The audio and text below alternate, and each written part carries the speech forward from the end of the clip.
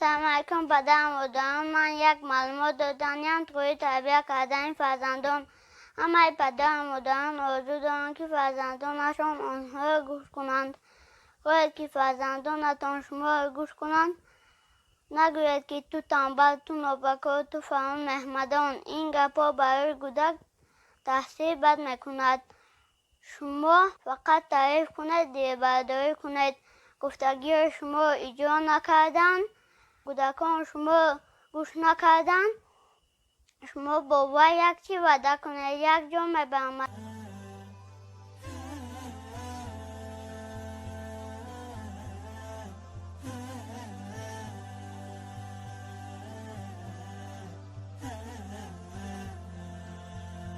و یک چی میخرمد.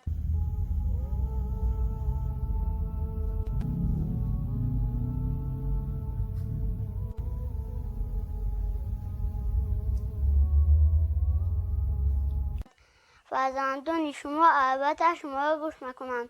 السلام علیکم و رحمت الله و برکاته. سبيل الدموع سبيل مريح تنهد يا صاحي. به فرزندت بیاموز، به فرزندت تازگی بیاموز، طهارت را، غسل را، دست شستن را قبل از طعام و بعد از آن، تازه پوشیدن را. به فرزندت دعاها و اذکار را یعنی ذکرها را بیاموز، اذکار بامداد و بیگاه، اذکار قبل از طعام و اذکار بعد از آن را. دعای قبل از خفتن، دعای پس از بیدار شدن از خواب، دعای از خانه برآمدن، دعای به خانه درآمدن و غیره. به فرزندت عدل و داد را بیاموز و خود بین فرزندان یکی را بر دیگری برتری مده، زیرا این معامله ناعادلانه در قالب انصاف شناسی فرزند رخنه میزند و تباهش میکند. به فرزندت مردانگی را بیاموز، در قول، در وعده، در عمل، در لباس، در شکل و هیئت. برایش روشن کن که لباس زنان و دختران از لباس مردان و پسران فرق دارد تا مثل مخنثان لباس نپوشد.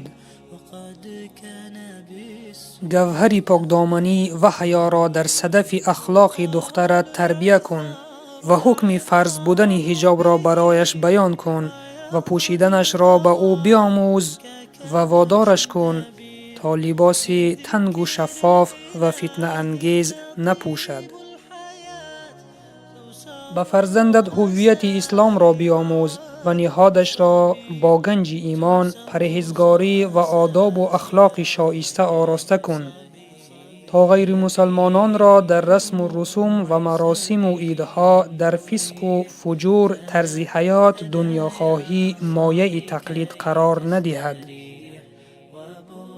فردوسی نورالیان 28 ینوری سال 2017 استانبول.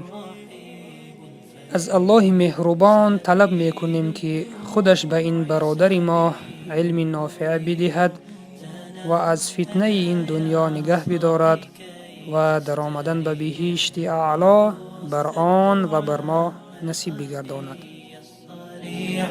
يسعك الفضاء الرحيب الفسيح.